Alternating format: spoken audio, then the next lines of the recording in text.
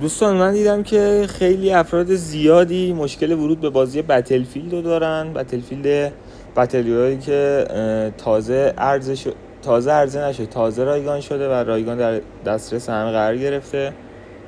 دوستان برنامه ابری پراکسی شما نصب میکنید، وارد برنامه ابری پراکسی شدید، اون تیک اول که اون زده HTTP اونو فعال میکنید. حرکت بعدی که میزنید پورت کنسولتون رو که اونجا دقیقاً پورت 80 آی پی آدرس کنسولتون رو توی کانکشن کنسولتون بررسی میکنید، اونجا وارد میکنید. نقطه اتصال گوشیتون رو روشن میکنید با یه فیلتر شکن. PS5 تون هم به نقطه اتصال گوشیتون وصل میکنید وقتی که فیلتر شکن روشنه.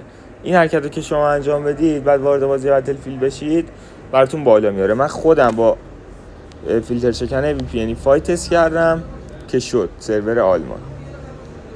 باشه